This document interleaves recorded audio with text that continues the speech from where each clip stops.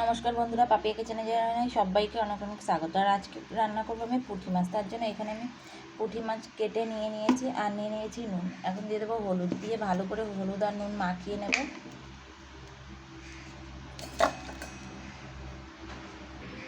মাছের মধ্যে আমি খুব ভালো করে নুন হলুদ মাখিয়ে নিয়েছি।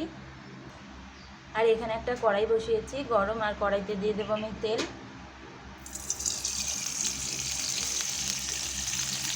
কড়াইতে দিয়ে দিয়েছি তেল, তেলটা গরম হোক, তারপর মাছটা ভেজে নেব আমি। তেল আমার গরম হয়ে গেছে, এখন আমি মাছগুলো ভেজে নেব।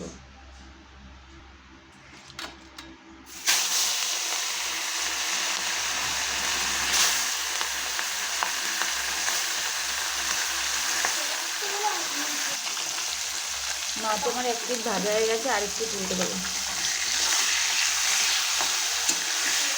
আর আজকের এই পুঁটি মাছটা দিয়ে আমি কোনো রকম ঝোল করবো না, উচ্ছে দিয়ে আর পটল দিয়ে চচ্চড়ি করবো। তার জন্য মাছটা খুব কড়া করে ভেজে নিতে হবে।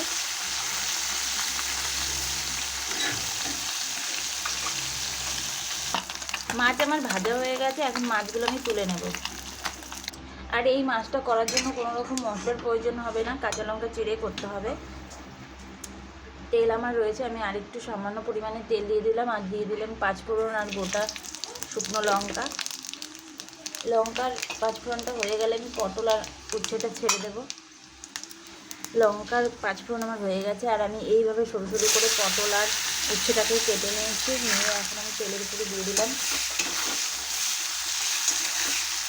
আজকে করবো পুঁটি মাছের চচ্চড়ি, তার জন্য এইভাবে আমি সবজিটা কেটে নিয়েছি।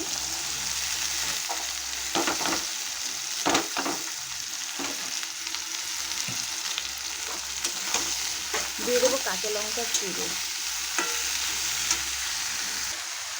কাঁচা লঙ্কা আমি কেটে নিয়েছি, আর আমি এইভাবে 6-7টা কাঁচা লঙ্কা দিয়ে দিলাম।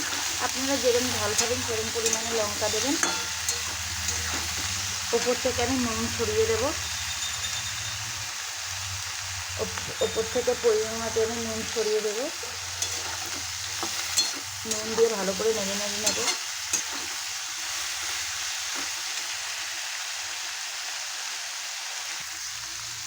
উচ্ছে আর পটল আমার প্রায় ভাজা হয়ে এসছে, আর এখন আমি দিয়ে দেবো হলুদ।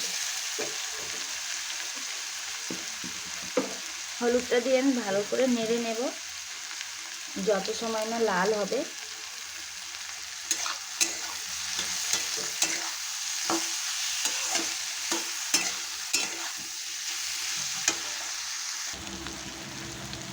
পুঁটি মাছের চচ্চড়ি করার জন্য পটল আর উচ্ছে আমার একদম পারফেক্টভাবে হয়ে গেছে, একদম লাল লাল করে।